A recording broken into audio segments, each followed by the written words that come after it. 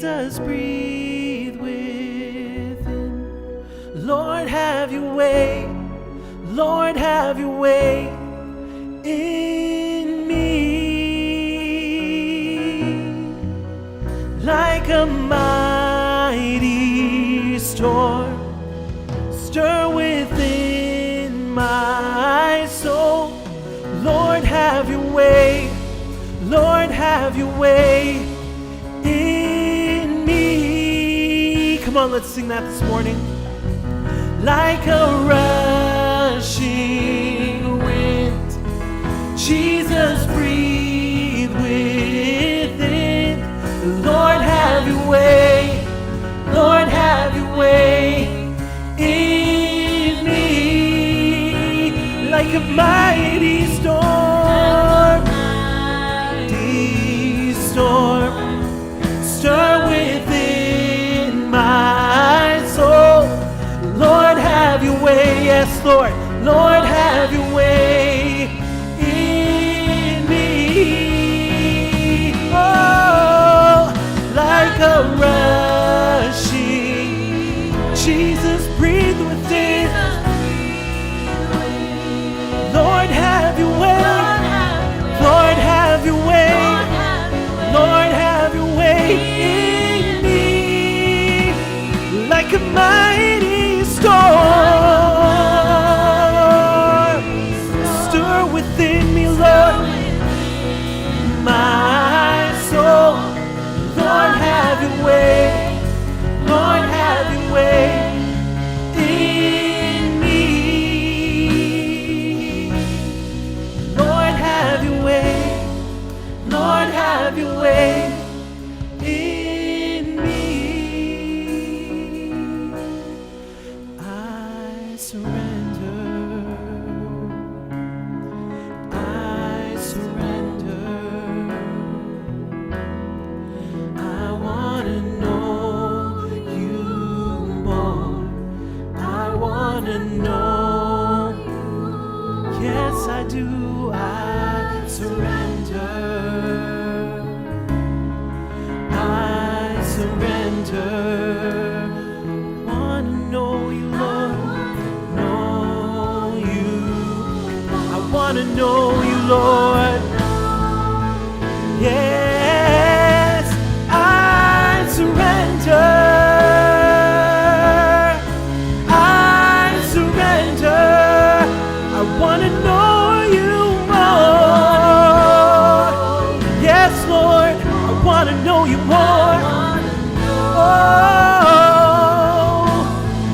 I surrender. I surrender.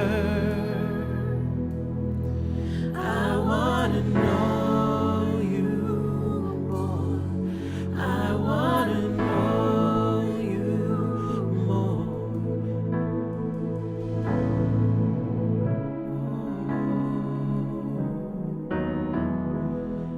I surrender to you, Lord. Is that the desire of your heart this morning?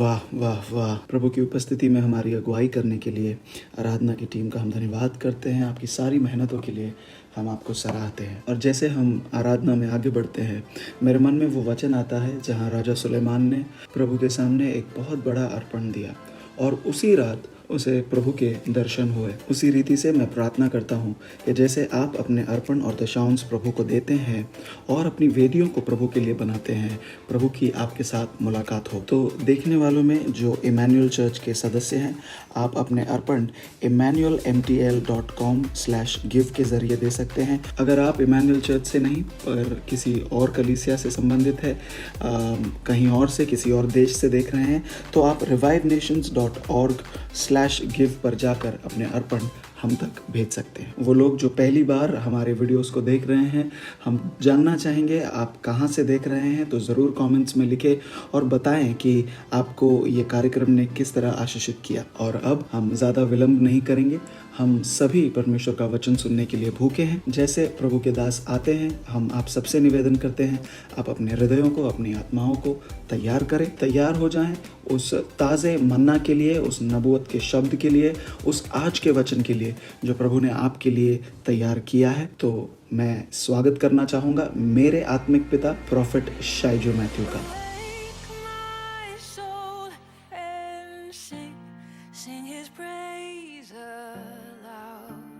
Sing his praise aloud.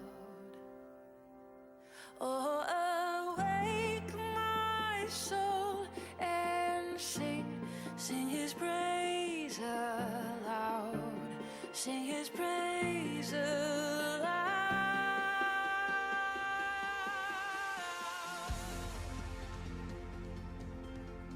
Amen. Amen. Amen, amen, amen. ऐ मेरे प्राण जाग जा और प्रभु की स्तुति कर। इस अर्धरात्रि के समय में प्रभु यीशु मसीह अब भी अपनी दुल्हन को उत्साहित करते हैं और कहते हैं पूरी लगन से उससे प्रेम रखें। और प्रभु की ये बुलाहट है उसकी मंडली के लिए जो उसकी दुल्हन है। उन्हें प्रभु कहता है मेरे प्राण जाग जा और उससे प्रेम कर। वो कलीसिया से कहता है कि पहले कभी जैसे उससे प्रेम नहीं किया वैसा प्रेम उससे करें। पहले जैसे कभी नहीं जागे वैसे हम जागे। पहले जैसे कभी प्रेम नहीं किया वैसा प्रेम यीशु से करें। हम बहुत खुश हैं कि आप हमारे साथ जुड़ सके हैं। ये ऑनलाइन चर्च जो है कलीसिया बहुत ही दिलचस्प रही है। हमने कुछ चुनौतियों का सामना किया है और संसार भर में कलीसियाएं जो हैं इस वक्त बंद हैं। इसके बावजूद परमेश्वर के अनुग्रह के कारण प्रभु ने हमें मौका दिया कि हम फिर भी इन ऑनलाइन वीडियोस के ज़रिए हम संगति कर सके। और आज की इस सुंदर सुबह हम आप सभी का स्वागत करते हैं। मैं विश्वास करता हूं कि प्रभु आपको बहुतायकी से आशीषित करने जा रहे हैं। मेरी आशा है कि आप पिछले बुधवार को भी हमारे साथ जुड़े थे। पिछले बुधवार का जो सत्र था बहुत ही नबूवत से भरा हुआ सत्र था। मैं धन्यवाद करता हूं प्रभु को कि वे एक ऐसा अनुग्रह उसकी दुल्हन के ऊपर कलीसिया पर उंडेल रहे हैं कि कलीसिया के अंदर एक भूख है, जागृत हो रही है उसके वचन को सुनने के लिए, एक इच्छा प्रभु के वचन से प्रेम करने की। और मैं विश्वास करता हूं कि ये बात आपके लिए भी सही है। मुझे जानने में बहुत खुशी होगी कि आप कहां से इन वीडियोस को देख रहे हैं। अपने कमेंट्स के ज़रिए हमें ज़रूर बताएं, अपने आप को ज़रूर हमें दिखाएं। मैं जानता हूं आप में से कुछ लोगों ने कभी भी कमेंट नहीं किया है, पर मैं चाहता हूं कि आप कमेंट करें। हमारे लिए जानकर बहुत खुशी होगी कि आप कहां से देख रहे हैं और आप जो इस वीडियो में बोला जा रहा है उसके साथ आप जुड़ें। ये उसके लिए ज़रूरी है। जितना परमेश्वर के वचन के लिए भूख ज़रूरी है उतना ही ऐसे वचन की ज़रूरत है जो हमारे आत्मा को बल प्रदान करे, और ऐसा वचन मिलना आसान नहीं है। देखिए, जो बातें आपकी बुद्धि से निकलती हैं उससे आपकी बुद्धि को बल मिलता है, लेकिन जो बातें आत्मा में जागती हैं वो आत्मा को बल देती हैं। और आप जानते हैं कि आत्मा है जो नैसर्गिक चीज़ों पर असर करते हैं। आत्मिक मनुष्य ही है जो स्वाभाविक क्षेत्रों में जो बातें घट रही हैं, हो रही हैं, उनको बदल सकता है। हमारी प्रार्थना है कि इस मौसम में आप प्रभु का वचन सुनते रहेंगे और उस वचन में बढ़ते रहेंगे। मेरी आशा है कि आप इस वीडियो को अपना पूरा ध्यान देंगे। मैं आशा करता हूं कि आपने अपने आप को इस वचन के लिए तैयार किया है प्रार्थना के साथ, और आप वो सब कुछ कर रहे हैं जिसके द्वारा आप सारे सम्मान के साथ, आदर के साथ इस वचन को सुनने बैठें।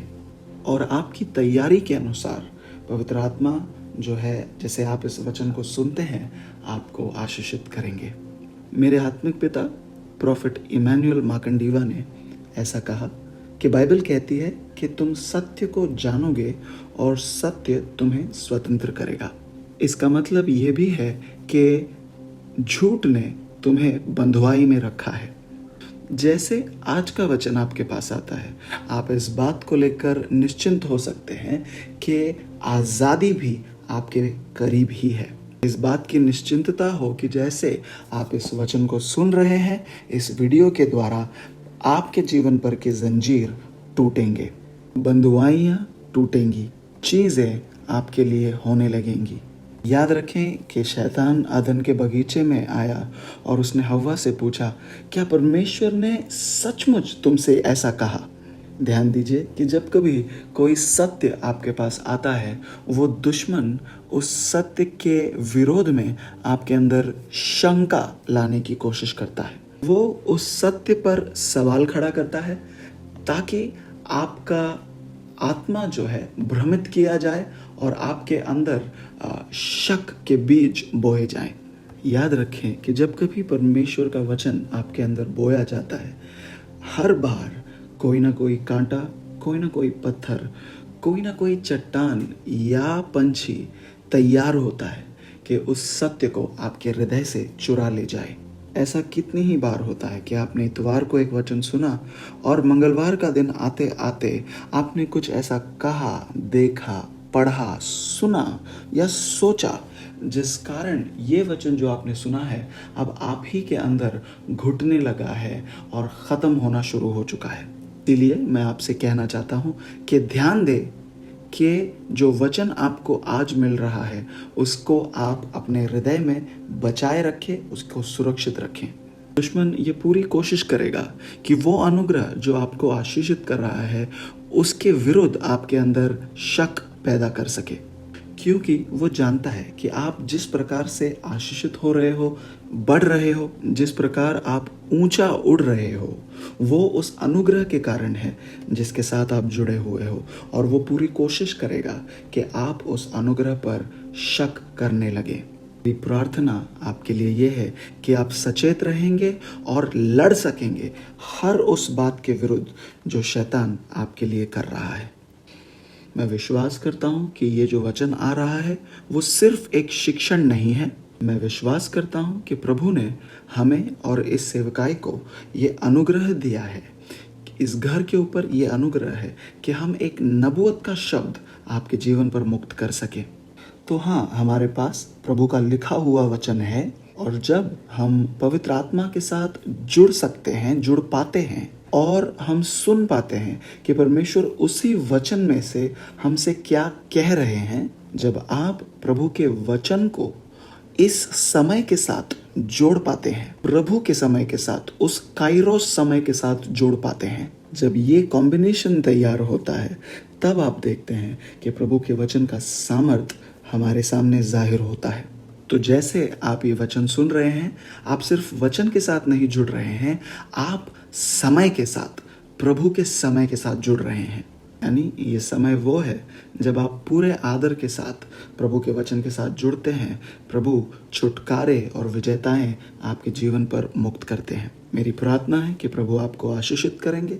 जैसे आप अपनी वेदियों को बनाते हैं, वे सभी लोग जो इस सेवकाई के प्रति दे रहे हैं, हम प्रार्थना करते हैं कि प्रभु का अनुग्रह आपके हाथों को बहुतायकी से आशीषित करे। हाँ, कोविड-19 कोरोना वायरस जो है कई लोगों के लिए बहुत बड़ी चुनौती रहा है। आप में से कुछ लोग शायद ऐसे लोगों को जानते हैं, या आपने स्वयं किसी परिवार के जन या मित्रगण का जो है मृत्यु सहा होगा इस बीमारी के कारण। मैं आपसे निवेदन करता हूं कि प्रभु यीशु मसीह में आप अपनी हिम्मत को बांधे रखें और याद रखें कि प्रभु आपको सुरक्षित रखे हुए हैं। प्रभु यीशु आपको बल दे रहे हैं, आपको सुरक्षित रख रहे हैं। तो मेरी आशा ये है कि आप दुश्मन के इस डर के जाल में ना फंसें। हाँ, ज़रूरी है कि एक कलीसिया होने के नाते हमारे पास जो चीज़ें घट रही हैं उनकी जानकारी हो, और पिछले कुछ हफ्तों से मेरी यही कोशिश बनी रही है। मैंने कोशिश की है कि मैं आपको वो सारी जानकारियाँ दूँ जो दुश्मन के चालों को आपके सामने रखता है, ताकि आप उसके भुलावे में न आए। अगर आप में से कुछ लोग ऐसे हैं जिन्होंने उन वीडियोस को नहीं देखा है, मैं निवेदन करूंगा कि आप समय निकालें और उन वीडियोस को ज़रूर देखें। आज हमारी दिशा थोड़ी अलग होगी। जितना ज़रूरी है कि आपके पास आपकी आत्मा में सही जानकारियाँ हों, आपको ये भी याद रखना है कि जानकारी के कुछ स्रोत ऐसे भी हैं जिनका इस्तेमाल दुश्मन करेगा और आपके जीवन के अंदर भय या शक को लाने की कोशिश करेगा। और उस भय और शक का नतीजा कुछ ऐसा निकलेगा जो उन दुष्ट आत्माओं को पसंद होंगी। तो आप ध्यान दें कि किस प्रकार की जानकारी को आप अपने आत्मा में जगह दे रहे हैं, और इस बात पर भी ध्यान दें कि वो जानकारी आपको किस तरफ ले जाती है।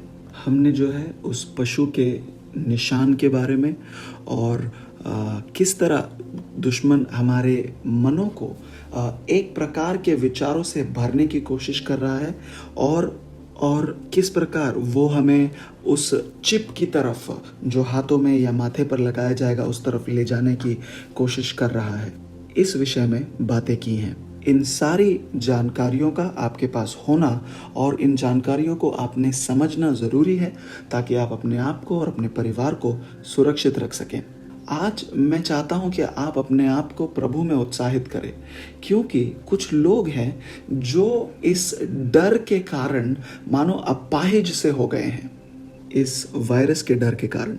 पिछले ही हफ्ते किसी ने मुझे कुछ जानकारी भेजी जो एक रिसर्च वेबसाइट के ऊपर उपलब्ध थी, जो मैं आपके साथ बांटना चाहता हूँ।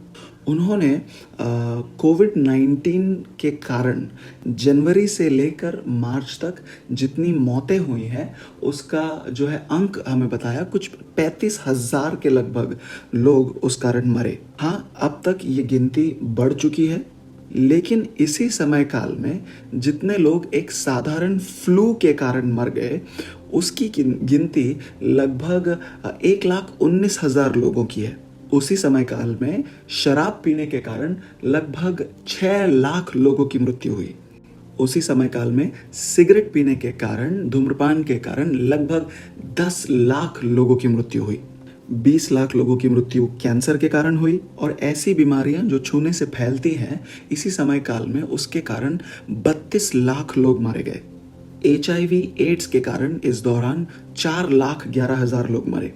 इसी समय काल में जितने बच्चों का गर्भपात करके मृत्यु हुआ उसकी संख्या 1,40,00,000 है। आज जब हम ये बातें कर रहे हैं ये सारी संख्याएं और भी बढ़ चुकी हैं।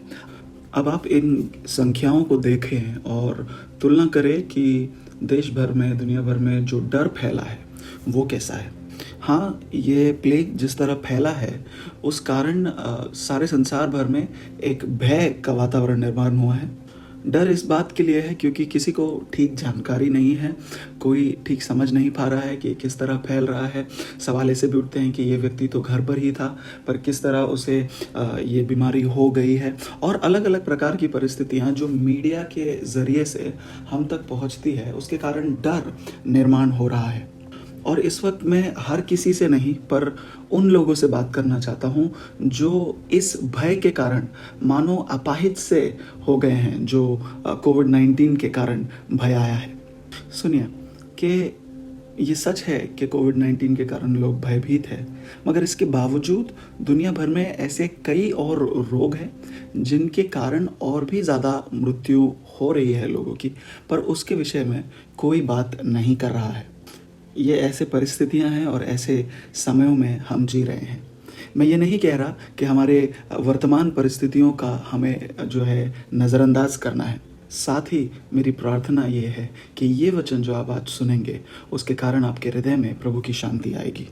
कलीसिया का यही तो कार्य है, उद्देश्य है, और जो सेवक आज के समयों में खड़े होकर वचन दे रहे हैं उनका भी यही कार्य है कि वो शांति स्थापित करें। देखिए, हमारे पास जानकारी होना ज़रूरी है, हमें चीज़ों का ज्ञान होना ज़रूरी है। साथ ही हम इस बात पर ध्यान दें कि हम अपनी शांति को न खोएं, हम अपना आराम न खोएं। हमें ये जानना ज़रूरी है कि आपके साथ प्रभु के ज्ञान के बाहर कुछ नहीं होगा।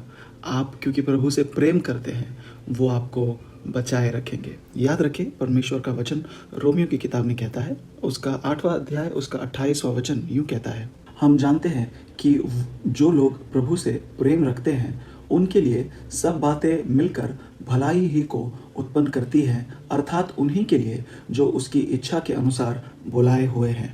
आप प्रभु से प्रेम करते हो और जो परमेश्वर से प्रेम करते हैं वो उसकी सिद्ध शांति का अनुभव करते हैं, आनंद लेते हैं। जब आप प्रभु से प्रेम करते हैं आपको ये पता होता है कि आपके जीवन की सबसे कठिन परिस्थिति को भी आपकी भलाई के लिए परमेश्वर बदल सकते हैं। याद रखें, कुछ हफ्ते पहले हम इस गीत को गा रहे थे कि दुश्मन ने जो बातें हमारी हानि के लिए तय की थी, परमेश्वर ने उन बातों को हमारी भलाई में बदल दिया है। तो मैं चाहूँगा कि इसके बावजूद कि दुश्मन आपके चारों ओर डर का वातावरण तैयार कर रहा है, आप इस वचन को ग्रहण करें। याद रखें कि प्रभु कुछ बातों को आपकी भलाई के लिए तैयार कर रहे हैं, बदल रहे हैं। चाहूँगा कि आप इसे टाइप करें, विश्वास से इस बात का अंगीकार करें और घोषणा करें और मेरे साथ कहें कि कुछ अच्छा मेरे लिए जल्द ही होने को है। मई महीने में आप सभी का स्वागत है। इस महीने में फूल खिल रहे हैं, आत्मिक रीति से भी और नैसर्गिक रीति से भी। आप देखना शुरू करेंगे कि कुछ बाधाएं जो दुश्मन चाहता है हमारे जीवन में हो, उन्हें परमेश्वर हमारे लिए तोड़ेंगे। याद रखें कि कलीसिया के कारण, आपकी प्रार्थनाओं के कारण परमेश्वर ऐसा होने नहीं देंगे कि दुश्मन इस प्लेग का इस्तेमाल करके हमें पूरी तरह बंद कर दे या पूरी तरह उसकी योजनाओं को वो सफल कर सके। ऐसा प्रभु होने नहीं देंगे, क्योंकि अभी वो समय आया नहीं है। मैं विश्वास करता हूँ एक बहुत बड़े जागृति का होना अभी बाकी है। और हाँ परमेश्वर के लोगों, ये हमारे पास मौका है जिसका हमने फ़ायदा उठाना है। हमने इस मौके का फ़ायदा उठा के उस आने वाले पवित्र आत्मा की बारिश के लिए अपने हृदयों को हमने तैयार करना है। तो आए हम उस तरह प्रार्थना करना शुरू करें जैसे पहले कभी नहीं किया था। उस रीति से हम यीशु मसीह से प्रेम करें जैसे पहले कभी नहीं किया था। ने जैसे पहले कभी आराधना नहीं की वैसे हम आराधना करें। हम जैसे पहले कभी अपने आप को पवित्रता के लिए, धार्मिकता के लिए अलग नहीं किया, वैसा हम करना शुरू करें। हमने जैसे कभी एक दूसरे से प्रेम नहीं किया वैसा हम करें। हम उदारता दिखाएं। हम जैसे कभी नम्रता में नहीं चले थे उस नम्रता में हम चलें। और मैं विश्वास करता हूँ इन बातों के कारण हम एक महान पुरस्कार को परमेश्वर से पाएंगे इस मौसम में भी, यीशु मसीह के नाम में, आमीन। मैं आपका ध्यान परमेश्वर के वचन की ओर ले जाना चाहता हूँ। ये वचन प्रभु ने मेरे हृदय में आपके लिए डाला है और मैं चाहता हूँ कि आप गंभीरता से इसे सुने और याद रखें कि ये वचन आपके लिए है। मैं आशा करता हूँ कि आप आज कुछ देर और लंबा समय हमारे साथ बिताएंगे और हम साथ प्रभु के वचन को सीखेंगे। मैं इस वक्त ये मौका लेता हूँ और हमारे जितने लोग भाषांतर कर रहे हैं, इन वीडियोस का ट्रांसलेशन कर रहे हैं, उनका मैं धन्यवाद करता हूँ। हफ्ते दर हफ्ते वो मेरे साथ आत्मा में जुड़े हुए हैं ताकि ये वचन आप तक आपकी भाषा में पहुंचा सके। हम आशा करते हैं कि ये अनुवाद किया हुआ संदेश जो है आप उसका आनंद ले रहे हैं और आप उन लोगों के साथ भी इन वीडियोस को बांट रहे हैं जो ये भाषाएं बोलते हैं। ये बहुत ज़रूरी है कि आप ऐसा करें। आप इन वीडियोस को ज़रूर अपने दोस्तों में, किसी और सेवकाई के साथ, किसी और कलीसिया के साथ जो इन भाषाओं को बोलते हैं, आप उनको शेयर करें। हमारे पास वीडियोस जो है हिंदी में उपलब्ध हैं। पास्टर विजय और उनकी टीम बहुत मेहनत कर रही हैं ये हिंदी अनुवाद के लिए। वो हमारे हिंदी बोलने वाले लोगों का ख्याल रखते हैं। उनकी कलीसिया मुंबई में है और वो तेज़ी से बढ़ रही है और हम उनका धन्यवाद करते हैं। पास्टर संतोष जो हैं वो मलयालम में भाषांतर कर रहे हैं और हमारे लिए ये बहुत आशीष का कारण है। अगर आप मलयालम बोलते हैं तो इन वीडियोस का ज़रूर आप आनंद उठाएं। उनकी भी कलीसिया मुंबई में है, बहुत सुंदर कलीसिया, और हम आशीषों की घोषणा करते हैं उनके लिए। हम परमेश्वर का धन्यवाद करते हैं हमारे पंजाबी अनुवाद के लिए।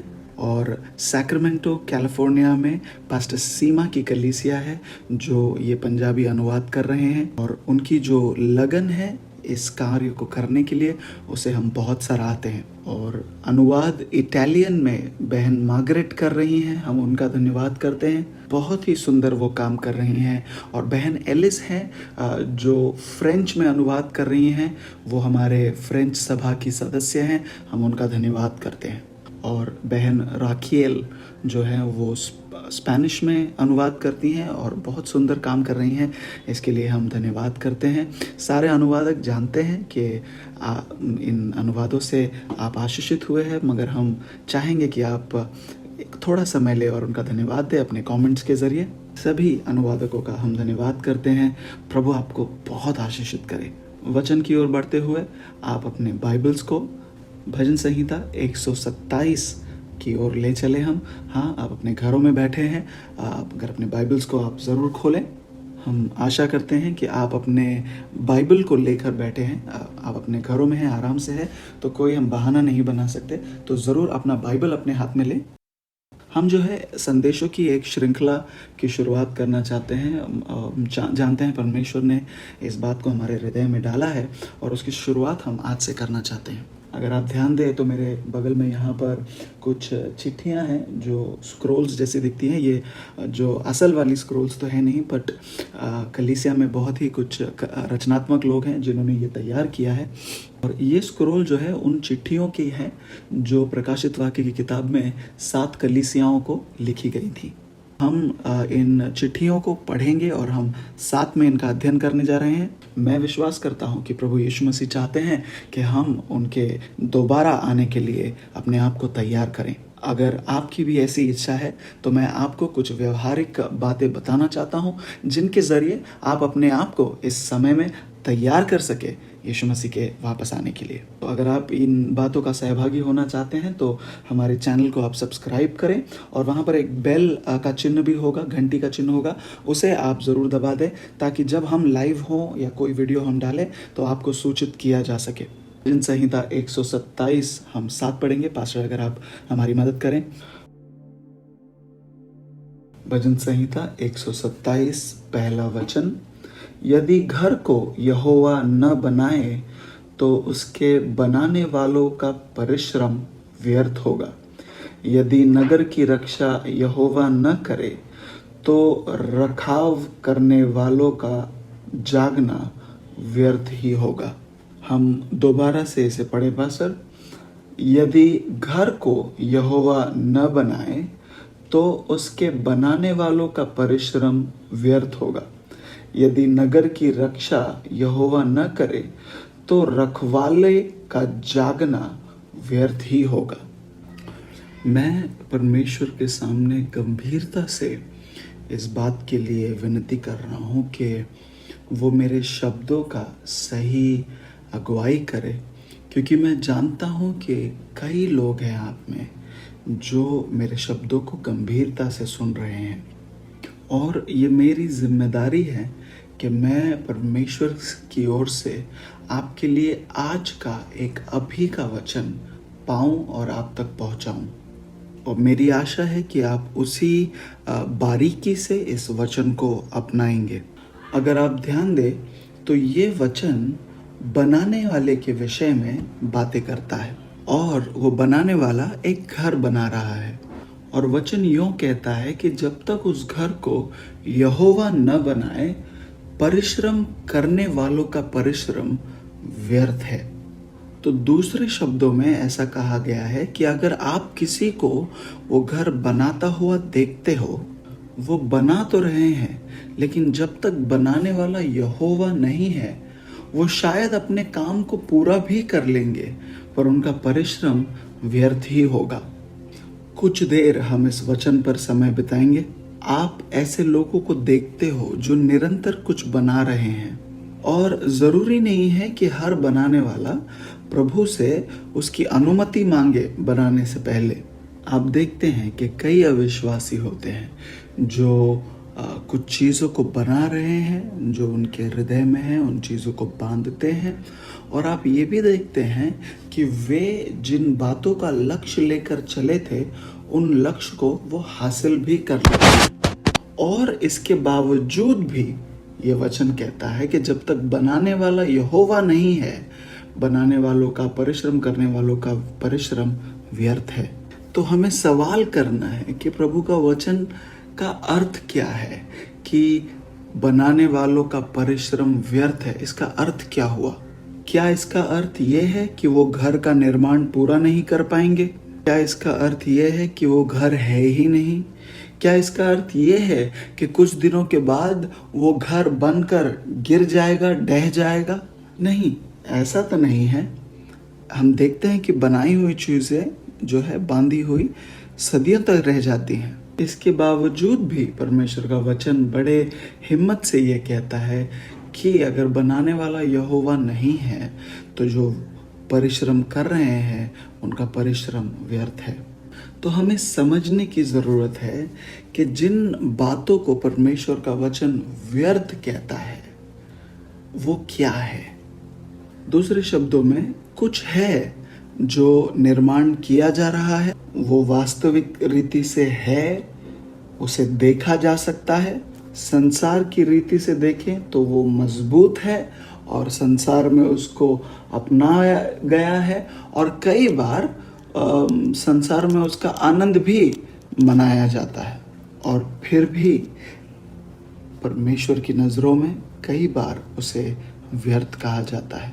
परमेश्वर उसे व्यर्थता कहते हैं, या ऐसा कहते हैं कि ये जो निर्माण हुआ है उसे परमेश्वर ने अप्रूव नहीं किया है या उसके ऊपर उसकी मान्यता को नहीं दिया है। मतलब उस इमारत का निर्माण तो हुआ है, वो है, पर प्रभु ने उसको मान्यता नहीं दी है। मैं आशा करता हूँ कि आज की सुबह हम जिस दिशा में जा रहे हैं आपको उसका अंदाज़ा हो। इसका मतलब ये है कि हमारे जीवन में हम कई चीज़ों का निर्माण करते हैं, हमारे जीवन के कई हिस्सों में हम निर्माण करते हैं। कितनी ही बार हम पीढ़ियाँ जो हैं अपने करियर को, व्यवसाय को बनाने में लगा देते हैं, हमारे रिश्तों को स्थापित करने में, दोस्तियाँ बनाने में, लेकिन इन सारी बातों का कोई भी अर्थ नहीं होगा अगर प्रभु के हाथ ने उसे नहीं बनाया हो, मान्यता नहीं दी हो।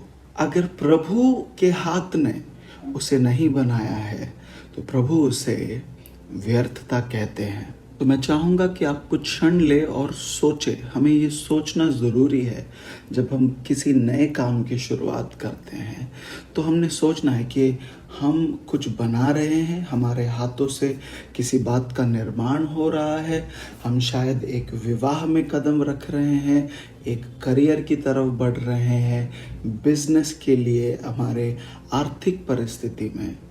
हमने सवाल करना है कि मैं ये बना तो रहा हूँ, लेकिन क्या ये प्रभु की ओर से है या ये मेरी इच्छा है।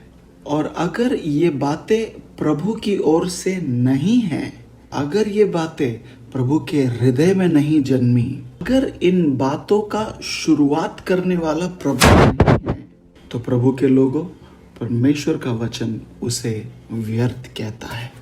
वो कहता है कि तुम्हारा परिश्रम व्यर्थ है।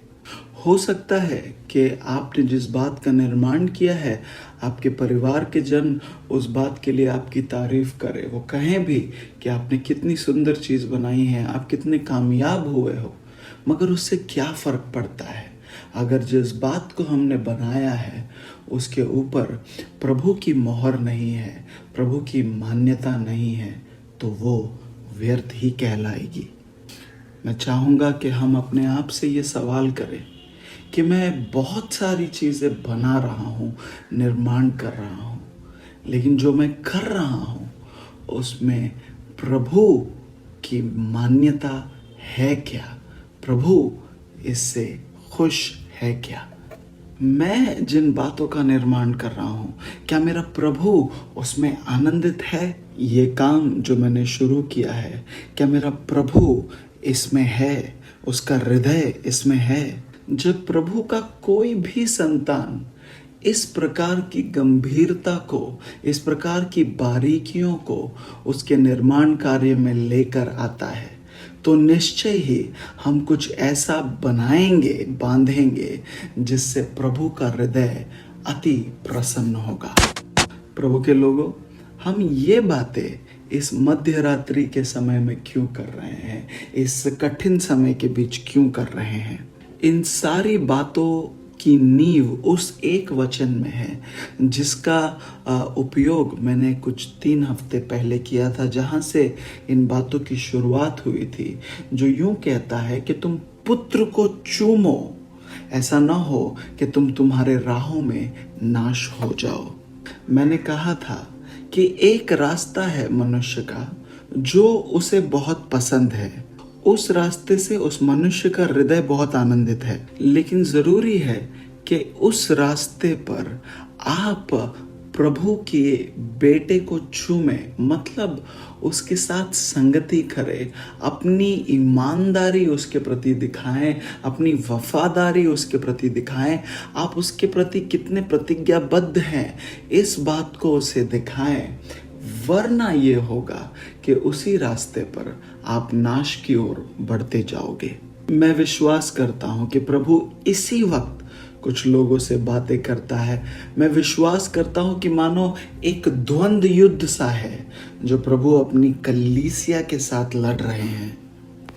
हमें याद रखना है कि दूल्हा आ रहा है, और जो वचन हमने कुछ हफ्ते पहले पढ़ा था कि यीशु मसीह ने कहा कि क्योंकि तुम न गर्म हो न ठंडे हो, तुम गुनगुने हो, मैं तुम्हें अपने मुंह में से थूक दूंगा। ये ऐसे वचन है जो लोगों को सुनना पसंद नहीं, और मैं आज बेवजह आपको डराना नहीं चाहता, लेकिन अगर ये वचन सुनकर ऐसा हो रहा है तो शायद ठीक ही है। देखिए, प्रभु ये कोशिश कर रहे हैं कि उसकी दुल्हन को हमें उन बातों के करीब लेकर आए जिनमें उसकी इच्छाएं हैं। हमारे जीवन में ये होना जरूरी है कि प्रभु जो कुछ भी मैं बनाऊं वो आपकी महिमा के लिए हो। मैं जिस किसी चीज को स्पर्श करूं वो आपकी महिमा के लिए हो। मैं स्वयं का मालिक नहीं हूं, मैं मेरे प्रभु यीशु मसीह का हूं। प्रभु के लोगों, यही बातें हैं जो इस मध्य रात्रि के समय में, जहां प्रभु का आना निकट है, हमें सुरक्षित रखेंगी। याद रखें, मैंने कहा था आपसे कि बाइबल कहती है कि उन दिनों में कई लोगों का प्रेम प्रभु के लिए कम हो जाएगा, उनका विश्वास कम हो जाएगा। आप और मैं, हमें उस समूह में नहीं होना है, क्योंकि हम निरंतर वही यीशु से प्रेम करने वाले लोग बने रहेंगे। हम निरंतर उससे प्यार करते रहेंगे। हम वो लोग बनेंगे जो निरंतर एक जीवित बलिदान बनकर रहेंगे। हम जो कुछ भी करते हैं उसमें, हम जो कुछ भी करें उसमें, प्रभु के लोगों, हम मेहनत करेंगे ताकि उसे प्रसन्न कर सके। हमारे अपने आनंद के लिए, हमारी अपनी इच्छाओं से ज्यादा, हमारे अपने मंसूबों से ज्यादा हम उसकी इच्छाओं को करेंगे।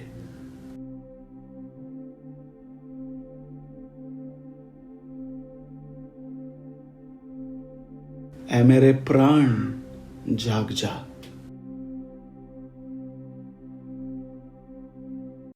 जाग जा और उसकी स्तुति के गीतों को गा।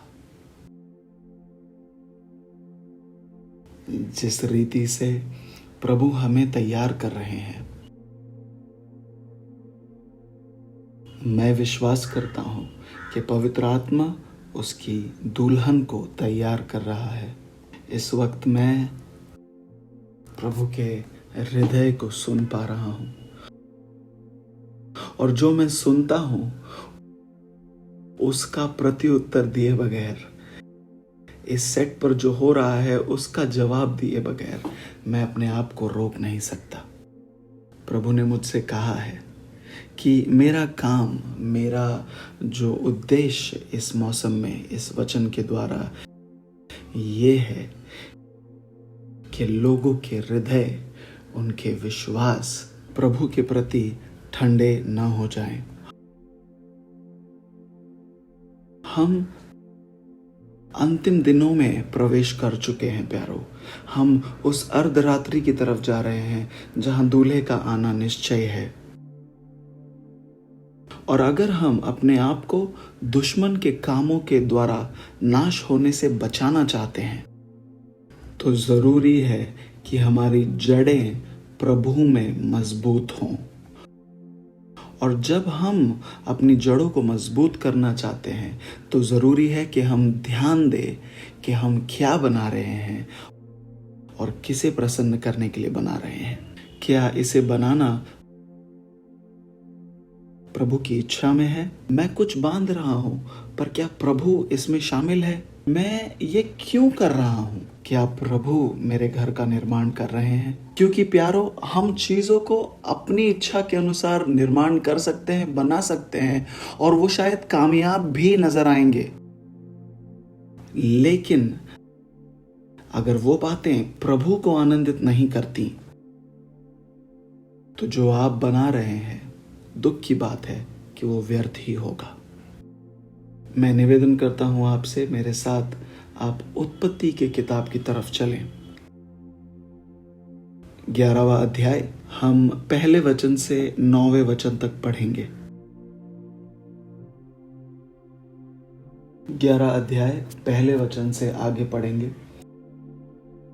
सारी पृथ्वी पर एक ही भाषा और एक ही बोली थी।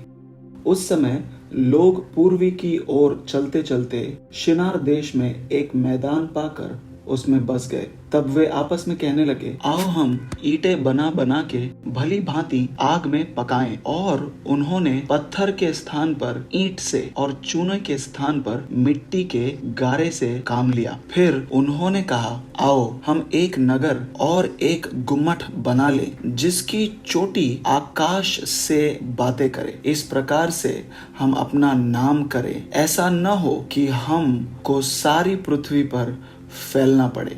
जब लोग नगर और गुम्मट बनाने लगे, तब उन्हें देखने के लिए यहोवा उतर आया। और यहोवा ने कहा, मैं क्या देखता हूँ कि सब एक ही दल के हैं और भाषा भी उन सब की एक ही है। और उन्होंने ऐसा ही काम भी आरंभ किया, और अब जो कुछ वे करने का यत्न करेंगे, उसमें से कुछ भी उनके लिए अनहोना न होगा। इसीलिए आओ हम उतर के उनकी भाषा में गड़बड़ी डालें, कि वे एक दूसरे की बोली को न समझ सके। इस प्रकार यहोवा ने उनको वहां से सारी पृथ्वी के ऊपर फैला दिया, और उन्होंने उस नगर का बनाना छोड़ दिया। इस कारण उस नगर का नाम बेबीलोन पड़ा, क्योंकि सारी पृथ्वी की भाषा में जो गड़बड़ी है वह यहोवा ने वहीं डाली, और वहीं से यहोवा ने मनुष्य को सारी पृथ्वी के ऊपर फैला दिया। पास्टर, आप 6वां वचन एक बार और मेरे लिए पढ़ें। 6वां वचन। और यहोवा ने कहा, मैं क्या देखता हूँ कि ये सब एक ही दल के हैं, और भाषा भी उन सभी की एक ही है। क्या लिखा है कि वो एक ही दल के हैं, उनकी भाषा भी एक ही है। आगे, और उन्होंने ऐसा ही काम भी आरंभ किया, और अब जो कुछ वे करने का यत्न करेंगे, उसमें से कुछ भी उनके लिए अनहोना न होगा। अब आपको ध्यान देना होगा कि परमेश्वर की गवाही है ये इनके बारे में, कि इनके लिए कुछ असंभव नहीं होगा। प्रभु कहते हैं कि इनकी एकता इतनी घनी है कि मैं स्वर्ग से उतर आया हूँ इन्हें काम करता हुआ देखने के लिए। कल्पना करिए कि प्रभु ने स्वर्ग से देखा आपको काम करता हुआ, और उनको इतना अच्छा लगा कि वो उतर आए हैं पृथ्वी पर आपका काम देखने के लिए। कितनी अच्छी बात होगी कि हम भी अपने जीवन में इतनी ही गुणवत्ता भरी बातें कर सके, काम कर सके इन आने वाले दिनों में, यीशु मसीह के नाम में। वो काम तो कर रहे थे, मगर जिस रीति से वो कर रहे थे उसमें समस्या थी।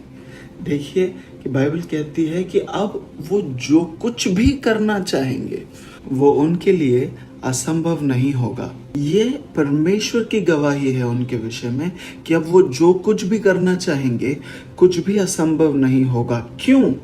क्योंकि वो एक लोग है, मानो एक व्यक्ति है या एक व्यक्ति की सेना है। उनकी एकता सिद्ध है और उसी अनुग्रह में वो आगे बढ़ रहे हैं। उनकी भाषा एक है और एकता के जिस स्तर में वो काम कर रहे हैं और एक उद्देश्य को लेकर आगे बढ़ रहे हैं, तो जो कुछ भी वो करेंगे असंभव नहीं होगा। उसी रीति से अगर हम अपनी ओर देखें तो कलीसिया होने के बावजूद भी कई चीज़ें हैं जो हमें आज भी असंभव लगती हैं। क्यों?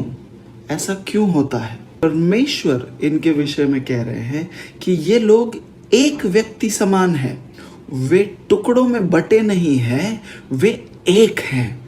और जब वो एक हैं तो देखिए वो किन बातों को हासिल कर रहे हैं।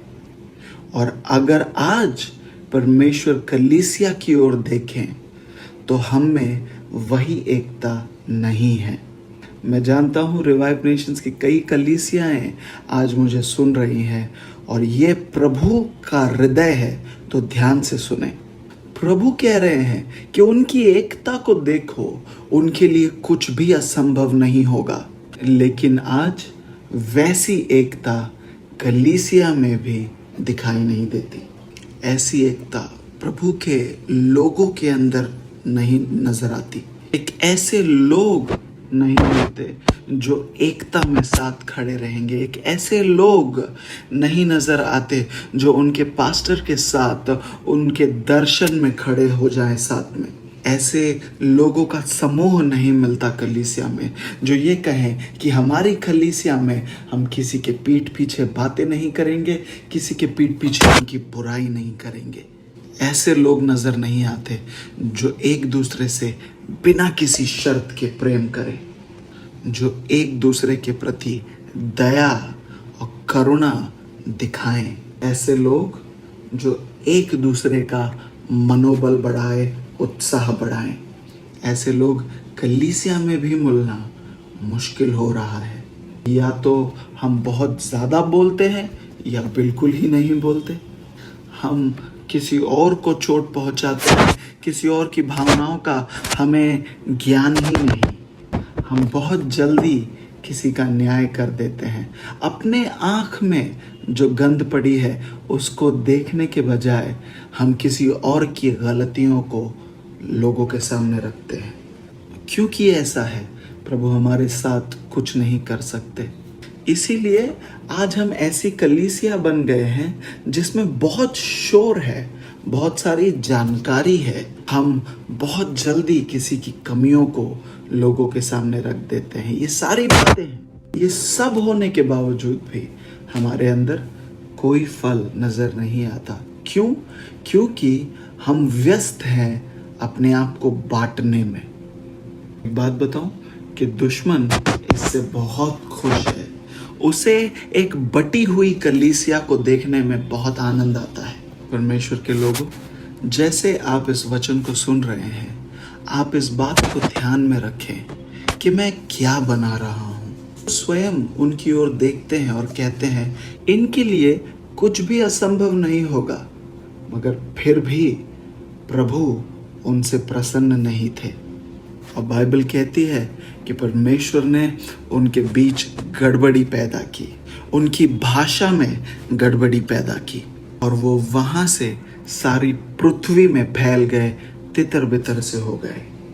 प्यारो, उनके अंदर महान एकता थी, लेकिन वो दिव्यता को खो बैठे थे।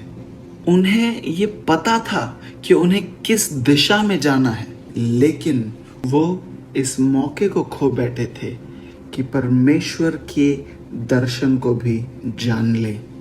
क्या हमारी कहानी भी ऐसी ही है?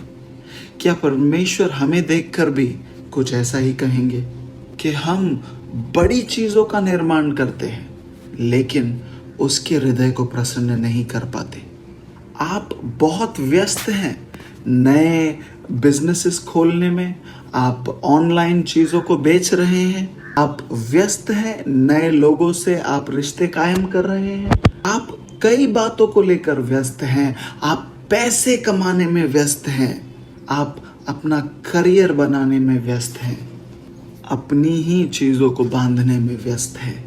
आप चीजों को कर रहे हैं, योजना है आपके पास, लेकिन जब प्रभु आपको देखेंगे तो क्या कहेंगे कि आप आसमान छूती हुई चीजों को बना रहे हैं। क्या प्रभु ये कहेंगे कि अच्छा है, इनके लिए कुछ भी असंभव नहीं होगा, लेकिन ये बातें मेरे हृदय को प्रसन्न नहीं करती। ये बड़े काम कर रहे हैं मगर इनके कामों में मेरा कहीं समावेश नहीं, मैं इनके विवाह का हिस्सा नहीं। क्या ये परमेश्वर के लोगों, अगर हमारी गवाही लोगों के सामने ऐसी होगी तो जो प्रकाशित वाक्य में लिखा है वही वचन हमारे जीवन पर लागू होगा। प्रभु कहेंगे कि इन लोगों को मुझे अपने मुंह से थूक देना होगा। मैं आशा करता हूं कि जो बातें मैं आपको सिखा रहा हूं वो सिर्फ एक शिक्षण नहीं, पर आपको प्रभु की ओर से दिए गए हुए निर्देश साबित हों।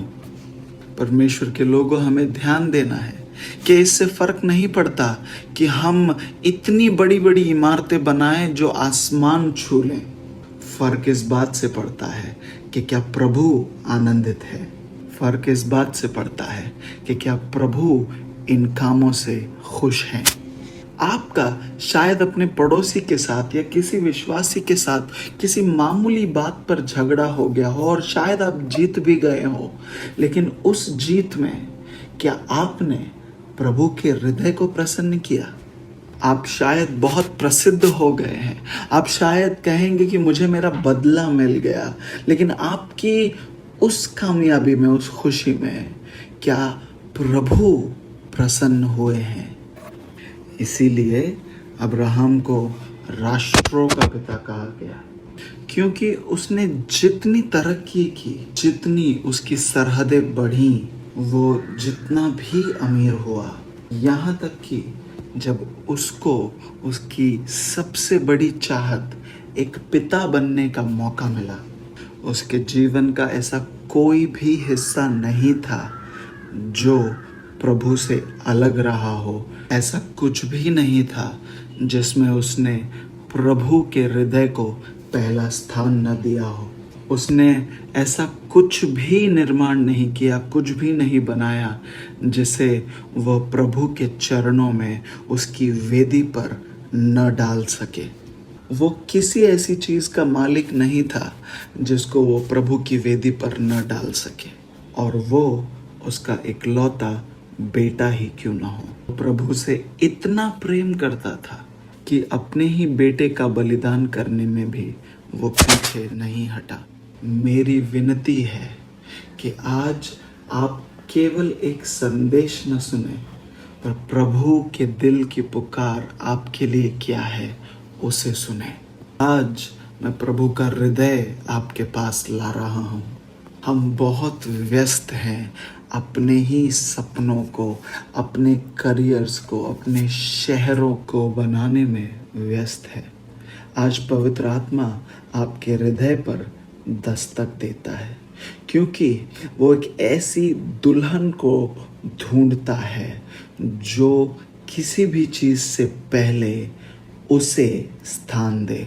आज हर शहर में प्रभु आपको खोज रहे हैं, प्रभु ढूंढ रहे हैं। क्या किसी शहर में उसे कोई ऐसा मिलेगा जो उससे प्रेम करेगा, जो उसके कंधे पर अपने सिर को रखेगा? वो तलाश रहा है कि हर देश में उसे कोई ऐसा मिलेगा जो उसका अति प्रिय होगा।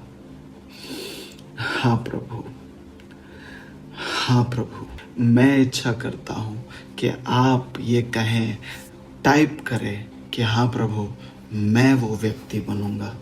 क्या आप वो व्यक्ति बनेंगे? मैं ऐसा कुछ बनाना नहीं चाहता जो महान हो, लेकिन अंततः मैं अपने प्राणों को खो दूं। मैं दुनिया पाकर अपने प्राणों को नहीं खोना चाहता। मैं ऐसा विश्वासी बनना चाहता हूं जो मानो प्रभु के लिए आग से भरा हुआ हो। मैं वैसा विश्वासी बनूंगा जो प्रभु के आग को लेकर चलेगा, उन आग के कोयलों को लेकर चलेगा जिन्हें वो दुश्मन की आंखों में डाल देगा। याद रखे, कलीसिया ही वो कारण है जिसकी वजह से वो मसीह विरोधी अभी तक प्रकट नहीं हुआ है। कलीसिया ने ही उसे अभी तक रोक रखा है।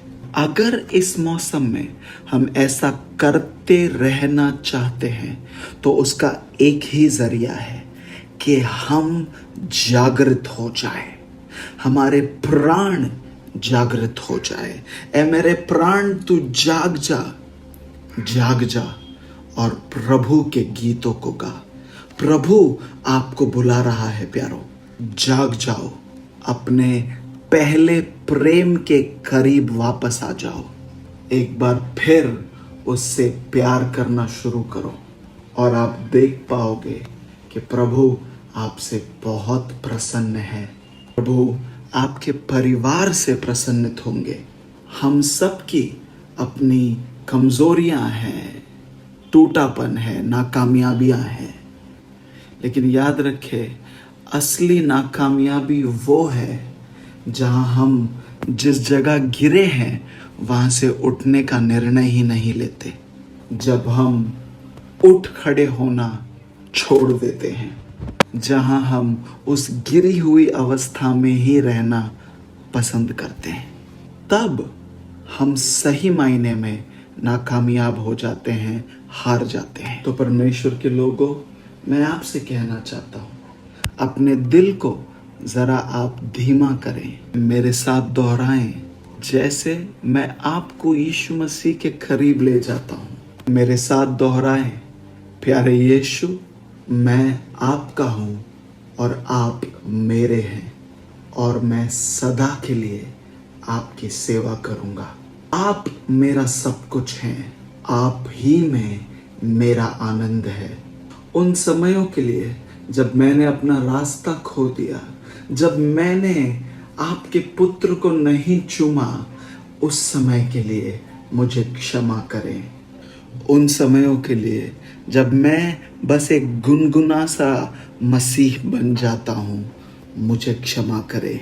जब मैं नाकामयाब होकर अपने पाप में गिरा हुआ हूँ और वहाँ से मैं उठता नहीं, उन समयों के लिए मुझे क्षमा करें। प्रभु, आपने मुझे जयवंत से बढ़कर बनाया, उसके बावजूद मैं एक पीड़ित की तरह पड़ा रहा, उन बातों के लिए मुझे क्षमा करें। प्रभु, इस अर्धरात्रि के समय में मैं एक ऐसा विश्वासी बनना चाहता हूँ जिस पर आप निर्भर हो सके। कोई भी आशीष मुझे मेरे उद्धारकर्ता के प्रेम से अलग नहीं कर पाएंगी। कोई भी व्यक्ति मुझे मेरे प्रेमी यीशु से दूर नहीं ले जा पाएगा। कोई भी अभिलाषा मुझे मेरे प्राणों के प्रिय यीशु से अलग नहीं कर पाएगी। आप जहाँ कहीं हैं, अपने घरों में, अपने परिवार के साथ अपनी आवाज़ों को उठाकर कहें, यीशु मसीह, मैं आपसे प्यार करता हूँ। एक और बार ये बात आपके घरों में गूंजने पाए कि प्रभु यीशु, मैं आपसे प्रेम करता हूँ। मैं देखता हूँ किसी को, आप ज़मीन पर बैठे हुए हो और आपके आसपास आंसू ही आंसू हैं। मैं देख रहा हूँ आपको। अगर आप वो व्यक्ति हैं तो ज़रूर कमेंट करें, मैं जानना चाहता हूँ। और मैं एक दर्शन देख रहा हूँ और जो आप नहीं देख रहे, मैं आपको अभी बताना चाहता हूँ।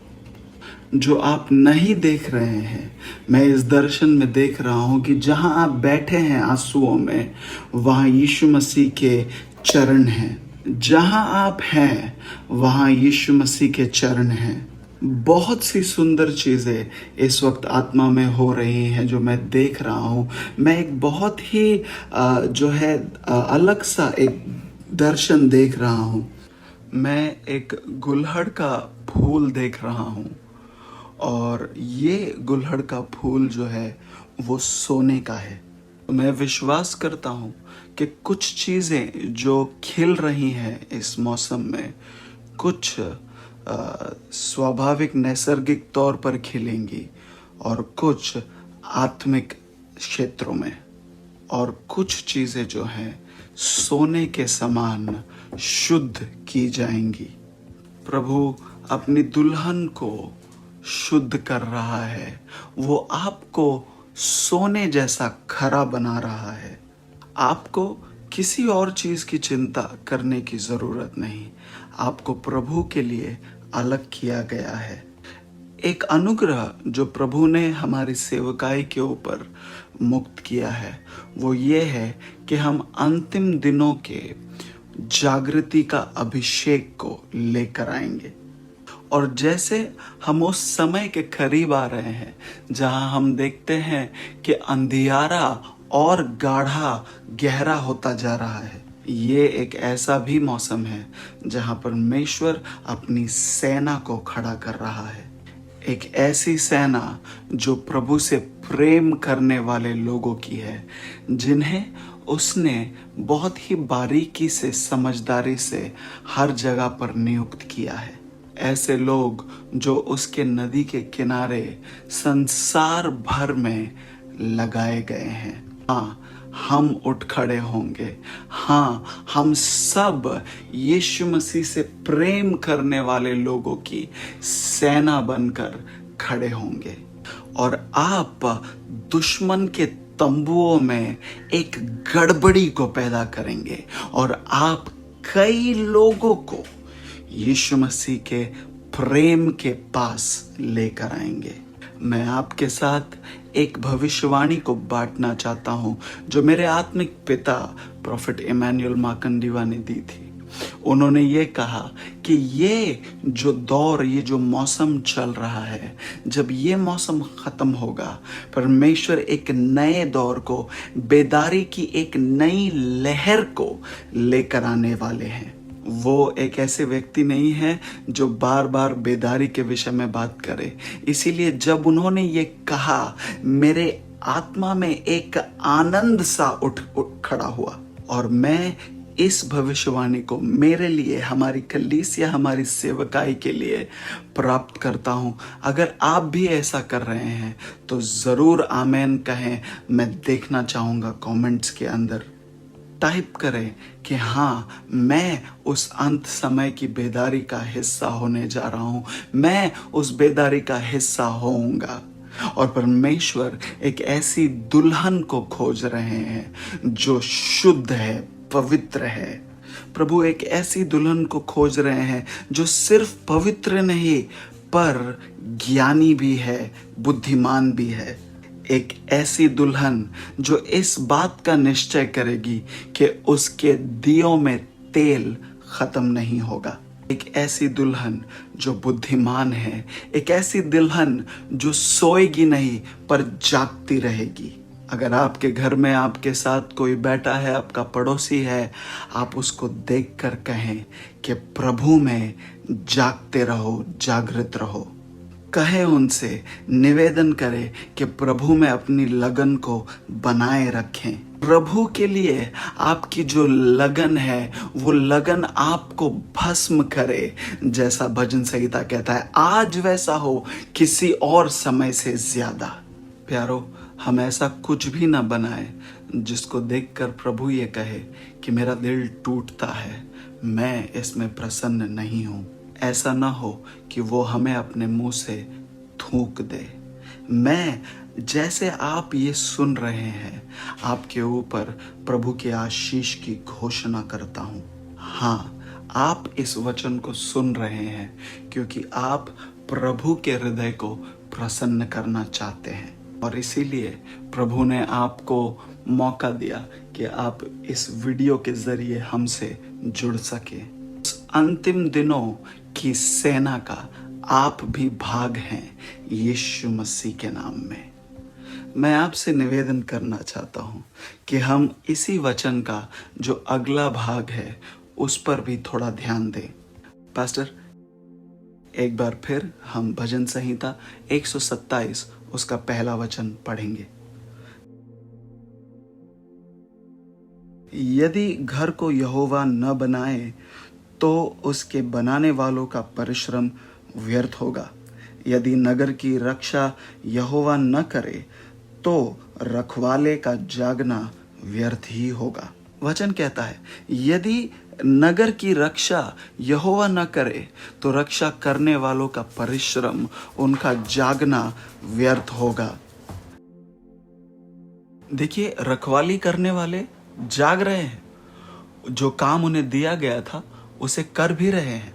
अगर प्रभु नगर की रक्षा न करे तो आप सबसे उत्तम बॉडीगार्ड जो है ला सकते हैं, वो शायद जागता भी रहेगा लेकिन आपकी सुरक्षा नहीं कर पाएगा। हम ऐसे ही एक मौसम में प्रवेश कर रहे हैं। हाल ही में मुझे किसी ने ये बताया कि एक बहुत ही प्रसिद्ध व्यक्ति ने अपने घर की सुरक्षा करने के लिए कुछ बहुत ही निपुण ऐसे बॉडीगार्ड्स को जो है मंगवाया था, लेकिन आधी रात को उसने अपने घर में एक चोर को घुसा हुआ देखा पाया, और जब सिक्योरिटी को ढूंढने वो निकले तो उसे सोया हुआ पाया। देखिए, पैसे लाकर जो सुरक्षा करने वालों को आपने लेकर आया है, वो इतना ही करेंगे आपके लिए। वचन कहता है कि जब तक प्रभु नगर की रक्षा न करे तो रखवाली करने वालों का जागना भी व्यर्थ ही होगा। ये शहर क्या है? ये शहर क्या है परमेश्वर के लोगों? ये शहर मैं परमेश्वर के वचन के अनुसार आपको दिखाना चाहता हूँ। मेरे साथ कृपा करके मत्ती रचित सुसमाचार उसका 5वां अध्याय खोलें।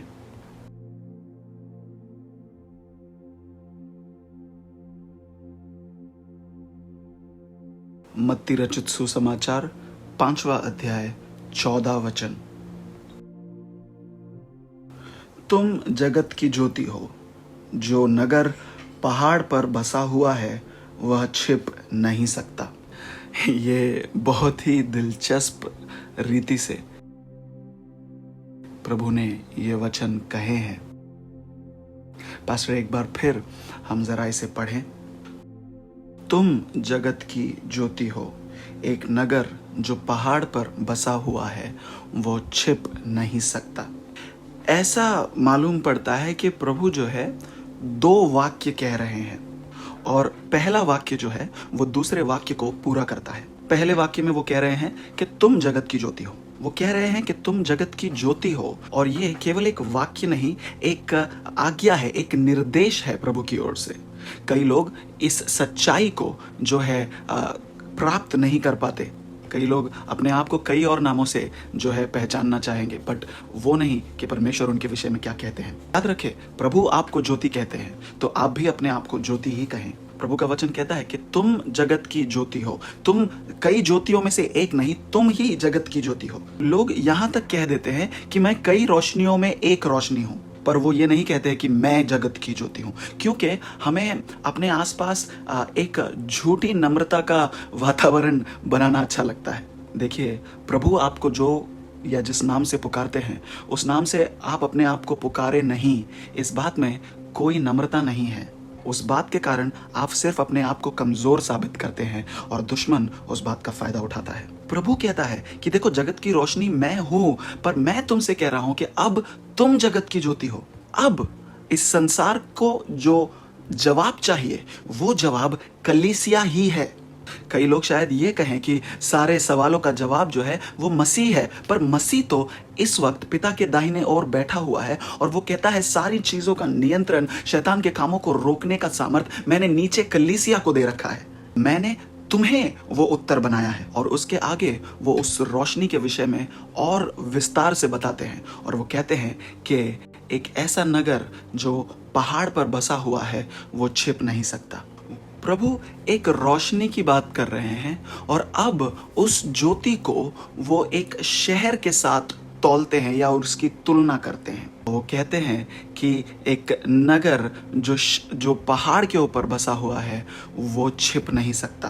दूसरे शब्दों में प्रभु मानो हमसे ये बता रहे हैं कि हम किस प्रकार की ज्योति हैं। वो आपको बता रहे हैं कि आप कितनी बड़ी रोशनी है।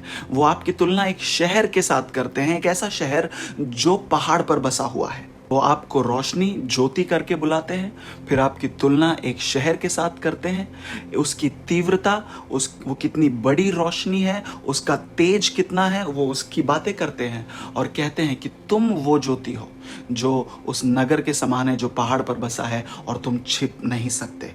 इतना ही नहीं कि तुम एक शहर हो, पर तुम एक ऐसा शहर हो जो एक पहाड़ के ऊपर है। ऐसा शहर जो एक पहाड़ के ऊपर बसा है। नहीं, आप एक मोमबत्ती का छोटा सा रोशनी नहीं हो, आप कोई छोटा सा दिया नहीं हो। प्रभु कहते हैं कि तुम्हारी रोशनी जो है एक शहर के समान है जो पहाड़ पर बसा हुआ है और उसे छिपाया नहीं जा सकता। एक दिए को छिपाया जा सकता है, पर एक शहर जो पहाड़ के ऊपर बसा हुआ है उसको छिपाया नहीं जा सकता। हम वैसी रोशनी है और वैसी रोशनी इस वीडियो के द्वारा इस समय चमक रही है और आपने और मैंने ऐसी ही रोशनी इस संसार के लिए बनना है। परमेश्वर के लोगों, ये कोई साधारण ज्योति नहीं, बहुत ही बारीकी से बनाई हुई ज्योति है। ये कोई साधारण मोमबत्ती से आई हुई रोशनी नहीं है, ये कोई छोटा सा दिया नहीं है, ये कोई ऐसी रोशनी नहीं जो एक बटन के चालू करने से या बंद करने से नियंत्रित होती है। नहीं, परमेश्वर का वचन कहता है प्यारो कि ये जो रोशनी है इसके स्थापित होने में प्रभु का हाथ है, प्रभु के नियंत्रण में, प्रभु के अलौकिकता में ये रोशनी स्थापित की गई है और इस रोशनी को वो उस शहर के साथ तुलना करते हैं। और ये शहर किस तरह काम करता है, प्रभु उस शहर के काम करने के तरीकों के विषय में बातें कर रहे हैं, उस शहर के काम करने के ढांचों के विषय में बात कर रहे हैं, वो उस व्यवस्था की बातें कर रहे हैं जिस पर काम करने के द्वारा एक शहर फलता फूलता है। प्रभु उस नियंत्रण के विषय में बातें कर रहे हैं, उस मैनेजमेंट के विषय में बातें कर रहे हैं जिसके द्वारा एक शहर जो है कामयाब होता है। आप वो शहर हैं। तो जब प्रभु का वचन कहता है कि आप जगत की ज्योति हो, आप जगत की ज्योति हो, इसका मतलब ये नहीं कि आप सिर्फ अपने मुंह के अंदर के सारे दांत चमकीले दिखाते रहें। ये केवल आप किसी के प्रति एक सुंदर सी मुस्कुराहट दें और उस व्यक्ति को खुश करें, सिर्फ इतनी बात नहीं है, इससे कई ज्यादा है। आप एक शहर हो, आप एक शहर हो, आपका एक ढांचा है, आपके काम करने की एक व्यवस्था है, आपका नियंत्रण होने का एक व्यवस्था है। आपने चीजों की जिम्मेदारियां लोगों पर सौंपी हुई है, आपके अंदर अपेक्षाएं हैं, आपने लोगों के लिए पानी की सुविधा मुहैया कराई है, आपने लोगों के लिए बिजली की सुविधा मुहैया कराई है, आपने नियम तय करे हैं किस तरह ये शहर काम करेगा, आपने ये भी तय किया है कि शहर से निकला हुआ कूड़ा किस तरह आप उसको शहर से अलग करेंगे। और इन्हीं सारी चीजों के कारण, इन्हीं सारी योजनाओं के कारण एक शहर कामयाब हो पाता है। आप मेरे मित्र, आप महाशय, आप मेरी बहन, मेरे भाई, प्रभु आपको बुलाता है, आपके बातें कर रहा है। इसका मतलब ये है कि हमारी कामयाबी इस बात के ऊपर भी निर्भर है कि हम अपने आसपास, अपने चारों ओर किस प्रकार के ढांचे, किस प्रकार की नियम व्यवस्था कायम करते हैं। हाँ, हम शायद ये पसंद करें कि कोई परमेश्वर का सेवक हमें फ़ोन करे या हमारे सिर पर अपने हाथों को रखे और हमारे लिए दुआ करे। हम शायद ये भी पसंद करें कि हमारे प्रार्थना की जो विनतियां हैं वो किसी मध्यस्थी करने वाले को हम थमा दे ताकि वो हमारे लिए प्रार्थना करे। लेकिन प्रभु आज हमसे जो बातें कर रहे हैं वो उनसे कई ज्यादा हैं।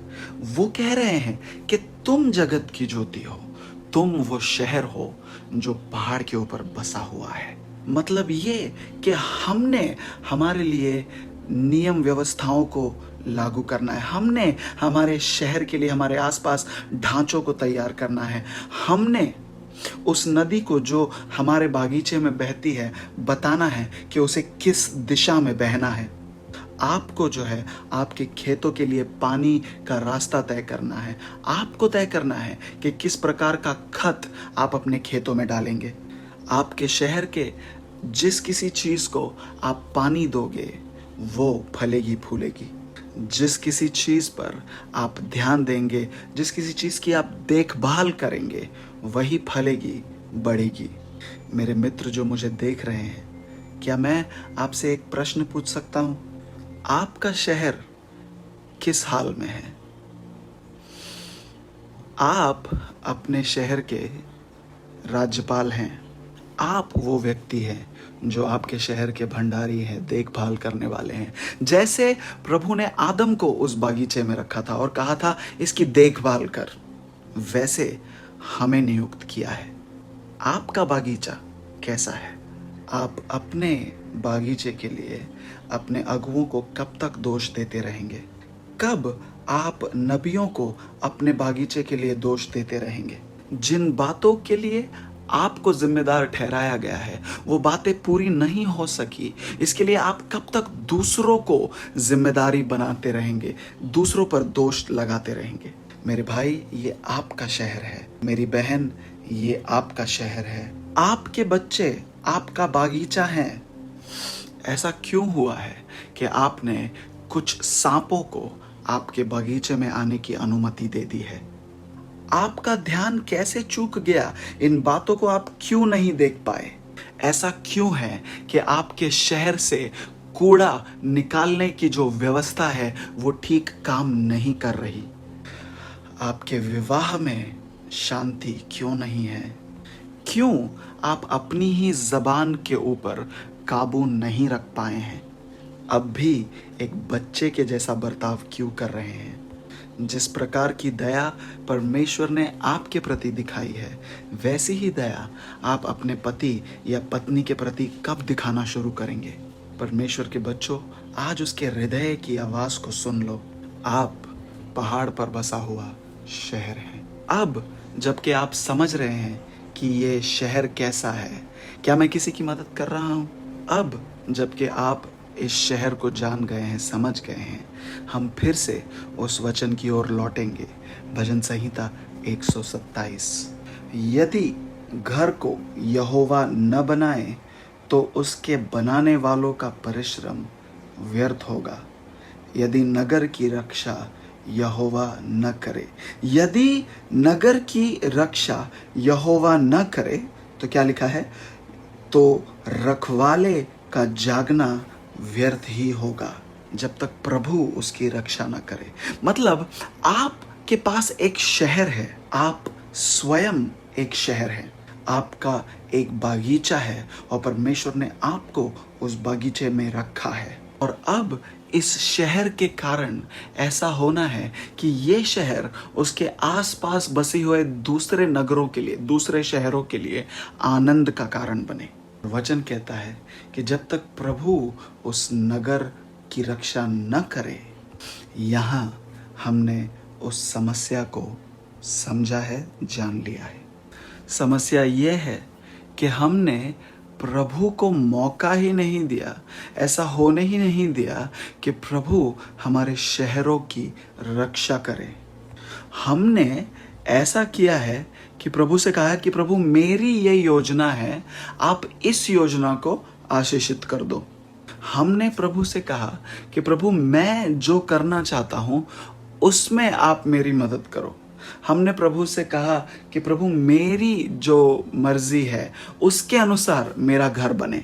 हमारे शहर को हम अपने तरीकों से चला रहे हैं, लेकिन प्रभु उसमें बिल्कुल शामिल नहीं। प्रभु ने उस शहर को बनाया नहीं और हमने प्रभु को कभी निमंत्रण ही नहीं दिया कि वो आए और इस शहर की निगहबानी करे, उसकी सुरक्षा करे। इसीलिए वचन कहता है क्योंकि प्रभु इस शहर की रक्षा नहीं कर रहे, इससे फर्क नहीं पड़ता कि कौन उसकी रक्षा करता है। हमारे शहरों के लिए, हमारे शहरों की सुरक्षा के लिए हमने झूठी सुरक्षाओं का इंतजाम कर रखा है। पश्चिमी देशों में रहने वाले लोगों के लिए मेडिकेयर, मेडिकल इंश्योरेंस जो है आपके लिए एक झूठी सुरक्षा बन के रह गया है। आपकी नौकरी आपके लिए वो सुरक्षा बन गई है। कुछ लोगों ने तो ऐसा किया है कि आप अपने पति या अपनी पत्नी के ऊपर इतना निर्भर हो गए हैं कि उन्हीं से आपको एक सुरक्षा का एहसास मिलता है और वो एक झूठी सुरक्षा है। कुछ लोगों के लिए उनके बच्चे इतने महत्वपूर्ण हैं, उन्होंने अपने बच्चों को एक इतने ऊंचे पायदान पर बिठा रखा है कि अगर उनके बच्चों से एक छोटी सी गलती क्यों ना हो जाए, उनका सारा जीवन मानो जो है हिलने लगता है, वो परेशान होने लगते हैं, क्योंकि उन्होंने अपने बच्चों के ऊपर अपेक्षाएं डाल रखी हैं और उनके अंदर अपनी सुरक्षा को देखा है। परमेश्वर के लोगों, मैं जानता हूँ कि प्रभु आपके प्राणों के साथ मानो एक कुश्ती सा लड़ रहा है। मैं जानता हूँ इस बात को। मुझे मौका दीजिए कि मैं आपसे एक और सवाल कर सकूं। क्या आप अपनी बनाई हुई हर झूठी सुरक्षा का इनकार करके प्रभु से ये कह सकते हो कि प्रभु, मैं अपना सारा भरोसा केवल आप पर रखूंगा, कि प्रभु मेरे जीवन के जिस हिस्से में मैंने एक झूठी सुरक्षा को बना रखा है, वहाँ पर मैं आपको न्योता देता हूँ, आप आए और आप वहाँ सुरक्षा दें। आप अपनी सुरक्षा की जिम्मेदारी अपने पासबानों पर या अपने नबियों के ऊपर भी न डालें। आपके अगुए उस स्थान को नहीं ले सकते जो स्थान केवल यीशु मसीह का है। वो परमेश्वर के सेवक हैं और हम आपके लिए वो नहीं कर सकते जो परमेश्वर स्वयं आपके लिए नहीं कर रहे हैं। आपके अगुए आपके जीवन के ऊपर बस परमेश्वर का जो हाथ है, उसी हाथ का एक जो है चिन्ह है, बढ़ाव है। अगर आप परमेश्वर से प्रेम न करें, अगर आप उसे अपने जीवन का सब कुछ न बना ले, तो कोई पास्टर, कोई प्रभु का दास, कोई भविष्यवक्ता आपके लिए कुछ नहीं कर पाएगा। जब आप प्रभु को अपने व्यक्तिगत जीवन में, अपने व्यक्तिगत समय में आदर देते हैं, उससे प्यार करते हैं, तब प्रभु ऐसे ही किसी हाथ का इस्तेमाल करता है, ऐसी ही एक आवाज़ का इस्तेमाल करता है जैसे आज कर रहा है, कि आपके हृदय से वो बातें कर सके, अपनी आवाज़ वो आप तक पहुंचाए। लेकिन इसकी शुरुआत आपके व्यक्तिगत अधीनता से शुरू होती है। आपकी अधीनता प्रभु के प्रति, आपकी अधीनता उसके प्रभुता के प्रति। प्रभु यीशु मसीह आपकी ओर देखते हैं और कहते हैं इस समय, मेरे बच्चे, क्या तू मुझे तेरे शहर की निगहबानी करने का अवसर देगा? हम एक ऐसे मौसम में हैं, दौर में हैं, जहां हमारे आसपास सब कुछ हिलाया जा रहा है। हम एक ऐसे मौसम में हैं जहां आसपास कई असुरक्षितताएं हैं। जब लोग आपको आपकी सुरक्षिता उन चीज़ों में ढूंढने पर विवश करते हैं जो बातें शायद सरकार आपको दे रही है, तो मानो आप एक जाल में फंस जाते हैं। कुछ दिनों पहले कनाडा और अमेरिका के सरकार ने लोगों को कुछ आर्थिक मदद देने की बात की थी, और अभी कोई मुझसे ये कह रहा था कि सरकार अभी उन लोगों से कह रही है कि जो पैसे आपको दिए गए थे, आप उसे इस दौर में, इस समय में वापस करें, और आप अपने आप को एक ऐसे कर्ज में फंसा हुआ पाते हैं जो आपने कभी मांगा नहीं था। क्यों? क्योंकि आपने अपनी सुरक्षितता को उन बातों में नहीं जो प्रभु ने दी, पर उन बातों में जो किसी और व्यक्ति ने, जगह ने दी, उसमें खोजा। मसीह यीशु को छोड़कर आप जिस किसी चीज़ में अपनी सुरक्षा को खोजते हैं, दुश्मन उस जगह में आकर हमारे जीवन को हिला सकता है। लेकिन आप और मैं जाग रहे हैं। इस मौसम में प्रभु यीशु मसीह हमें जागृत कर रहे हैं। इस मौसम में प्रभु यीशु मसीह उसके प्रेम के प्रति हमें जागृत कर रहे हैं। प्रभु आपसे कह रहे हैं कि मुझे अनुमति दो कि मैं बना सकूं, मुझे अनुमति दो कि मैं तुम्हारी सुरक्षा कर सकूं। इस मौसम में किसी और समय से ज़्यादा हमने प्रभु के ऊपर निर्भर होना है। इस मौसम में कोई भी वचन जो आपके पास आता है प्रभु के पास से, उसे खोए नहीं, समय निकाले और उसका अध्ययन करें, पढ़ें। कोई मुझसे कह रहा था कि मेरी पत्नी इतनी दुखी थी कि जब बुधवार रात की सभा हो रही थी, हम घर पर नहीं थे, हम कहीं से वापस आ रहे थे, और वो काफ़ी दुखी थी कि वो सभा को खो देगी। लेकिन उसने मेरा फ़ोन लेकर जो है लाइव सभा को देखा। मेरे पास गाड़ी चलाते हुए GPS नहीं था, हम किसी तरह घर पहुँचे हैं। ये कितनी सुंदर गवाही है कि लोगों के अंदर भूख है, प्रभु के लिए ऐसी ही लगन हमारे अंदर हो, और यही लगन हमें मानो हमारे ऊपर कब्जा कर ले। प्रभु के वचन के लिए लगन, प्रभु के साथ समय बिताने के लिए लगन, प्रार्थना करने के लिए लगन। सुने, आप किन्हीं और बातों में मज़ा करें, इसमें कोई गलत नहीं। अपने परिवार के साथ समय बिताना, अपने घर के लिए कुछ चीज़ों को करना, इसमें कोई गलत नहीं। लेकिन एक परिवार होने के नाते आपके अंदर साथ मिलकर प्रार्थना करने की भी लगन होनी चाहिए। हमारे अंदर प्रभु के वचन को लेकर भी तो लगन होनी चाहिए। प्रभु का वचन हमारा बल है। लगन हो आपके अंदर परमेश्वर के वचन के लिए। जो वचन आपके पास आ रहा है उसको बार बार सुनने की लगन हो। प्रभु के वचन में, उसकी उपस्थिति में आप अपने आप को डुबो दो। प्रभु के वचन को, उसकी उपस्थिति को अपना बल बनने दो, क्योंकि एक ऐसा समय आता है जब कईयों के विश्वास हिला दिए जाएंगे। प्यारो, ऐसा हमारे साथ ना हो। अगर हम अपने आप को प्रभु में मजबूत करें, अगर हम इस मौसम में अपनी जड़ों को प्रभु में गहराई में ले जाएं, यही तो प्रभु का मकसद है इस मौसम में हमारे लिए।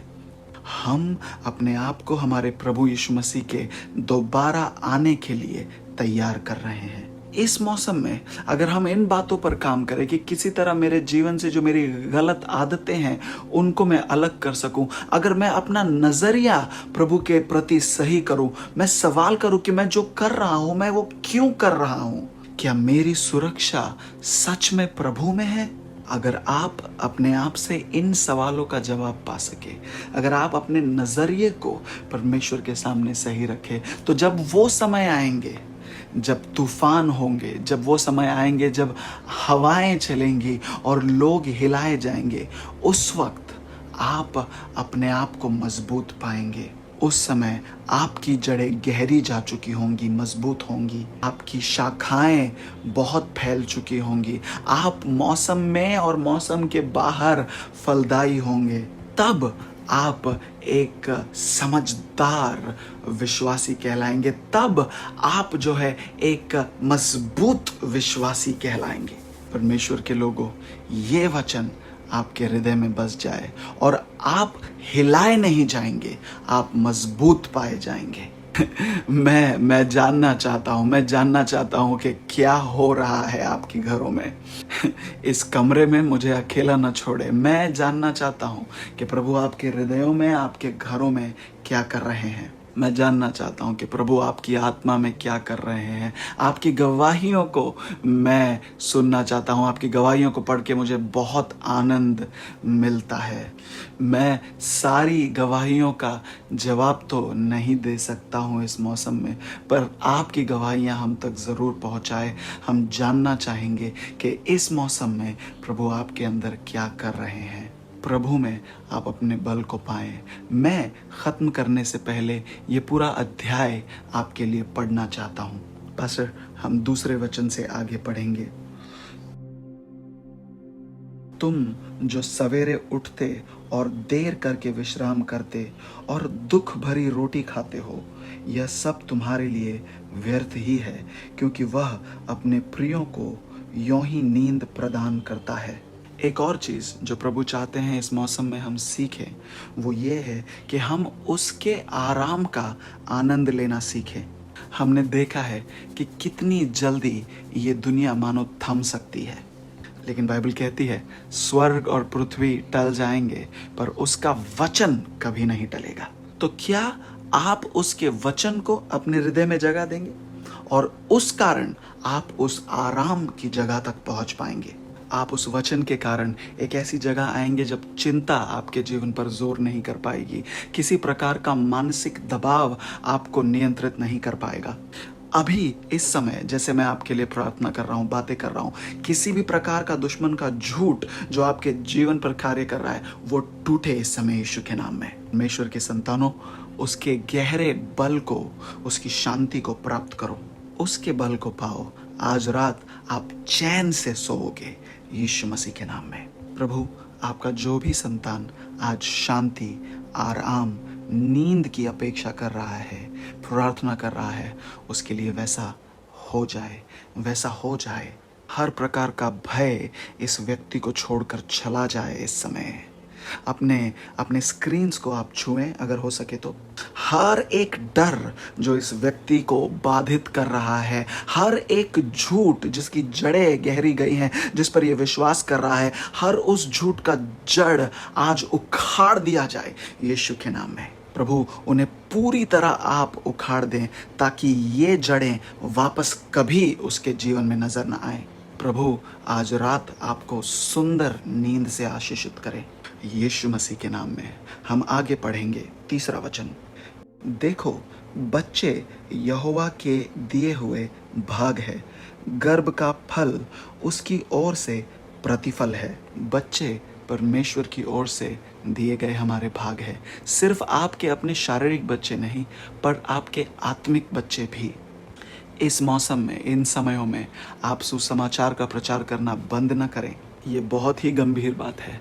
जब कभी आपको मौका मिलता है कि आप प्रभु यीशु मसीह का प्रेम किसी के साथ बांटे, ज़रूर कीजिएगा।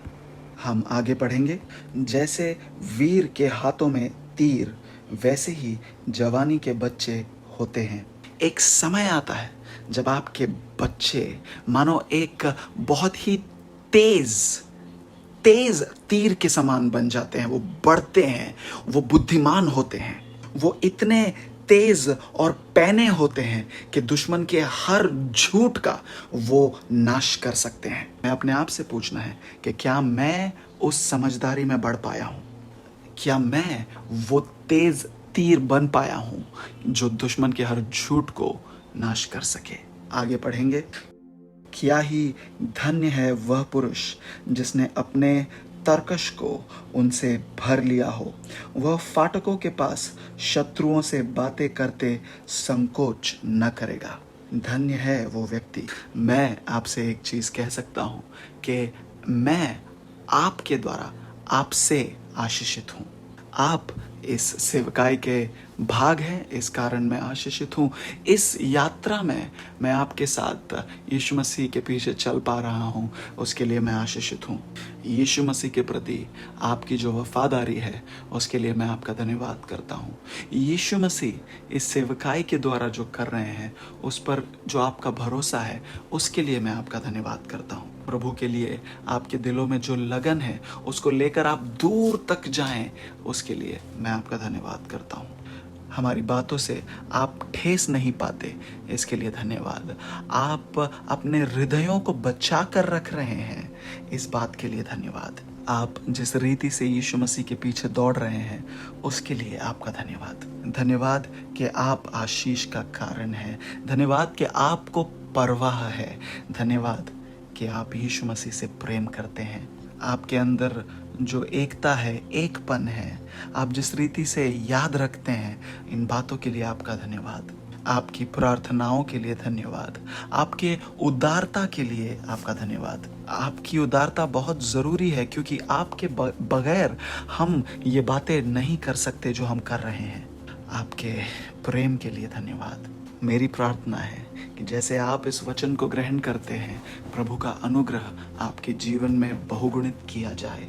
बुधवार हमारे साथ जुड़े, अगले रविवार भी हमारे साथ जुड़े, और हम इस बात को निश्चय कर रहे हैं कि हम प्रभु में और गहरे और मजबूत जाएंगे। हम सीखेंगे कि इस अर्धरात्रि के समय, जहाँ प्रभु का आना निकट है, हमारी प्रतिक्रियाएं कैसी हों। और मैं आपकी गवाहियों को सुनने के लिए उत्साहित हूँ। मैं प्रभु का एक बहुत ही सुंदर उपस्थिति को महसूस करता हूँ, और इस समय मैं आपके लिए प्रार्थना करना चाहता हूँ। मैं एक स्त्री को देख रहा हूँ। आप एक अकेली माँ हैं, और मैं देखता हूँ कि आपके हाथों में कई सारे चीज़ें हैं, और आप ये सोचकर परेशान हो रही हैं कि मैं इन सारी चीज़ों को कैसे संभालूंगी, इनके साथ साथ मैं अपने बच्चों को कैसे संभालूंगी। प्रभु का अनुग्रह आपके ऊपर आता है इस समय। जिन किसी कारणों की वजह से आपका मन विचलित है, जिन किसी कारणों की वजह से मानो आपका मन स्थिर नहीं हो पा रहा है, उसके ऊपर बहुत ज़्यादा दबाव है, हम उसके विरुद्ध प्रभु के शांति की घोषणा करते हैं। प्रभु की शांति इस समय आपके घरों में आ रही है यीशु के नाम में। कोई है जो अभी हाल ही में एक सीढ़ी के ऊपर चढ़ा था, और अभी आपसे कहा जा रहा है कि उस सीढ़ी से नीचे उतर आओ।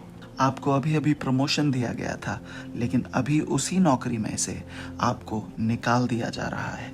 क्या ये बातें प्रभु को पता नहीं? क्या ये सिर्फ अपघातवश है कि इस समय आप मुझे सुन रहे हैं? प्रभु की शांति आपकी ओर आ रही है। प्रभु की शांति आपके जीवन का भाग बन जाए।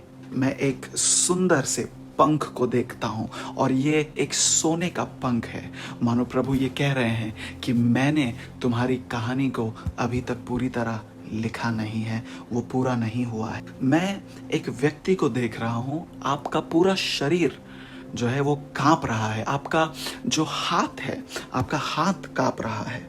शकांदोरोनोमो से तेरी अंतरबा। आप ये कह रहे हो कि मेरे घर में, मेरे जीवन में बहुत कुछ है जो करने को अभी बाकी है और मैं मरने के लिए तैयार नहीं हूं। आपसे किसने कह दिया कि आप मरने वाले हो? परमेश्वर बागीचे में गए और उसने आदम से पूछा कि तुझसे किसने कह दिया कि तू नंगा है? कुछ लोग हैं जो ये महसूस करते हैं कि हाँ, अभी मेरा समय आ गया है मरने का। किसने कह दिया आपसे कि आप मरने वाले हैं? हर एक दुश्मन का झूठ जो आपके मन में दौड़ रहा है, मैं उसके विरुद्ध आता हूं आज यीशु के नाम में। प्रभु की शांति इस समय आपके घरों में आ रही है। इसी वक्त उसे ग्रहण करें, उसे पाएं, उसे पाएं, उसे पाएं। पवित्र आत्मा आपका धन्यवाद। कितनी ही चीजों को मैं इस समय देख रहा हूं और एक व्यक्ति है जो आप अपने आगे की पढ़ाई करना चाहते हो और इस समय आप खड़े हो और आप प्रश्न कर रहे हो कि मैं कैसे करूं, ये मैं किस तरह इसमें आगे बढ़ूं।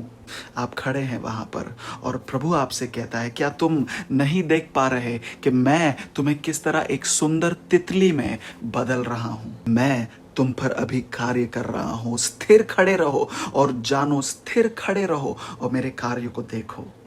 परमेश्वर के लोगों, मुझे आपकी परिस्थिति की घोषणा करने की जरूरत नहीं है कि आप ये जान सके कि प्रभु आपके लिए कार्य करने में तत्पर है। मुझे आपकी परिस्थिति की घोषणा करने की जरूरत नहीं है इस बात को आप जानने के लिए कि परमेश्वर की उपस्थिति आपके घरों में है, क्योंकि प्रभु इन बातों से सीमित नहीं है। प्रभु यहाँ है।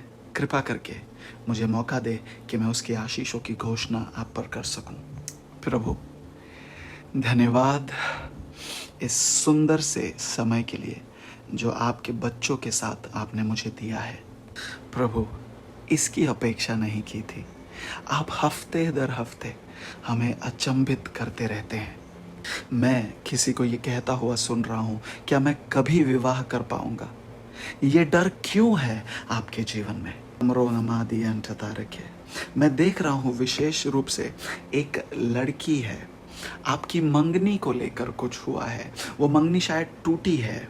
मैं देख रहा हूँ बहन कि आप अपने पैरों को एक सोने के जूते में रख रहे हो।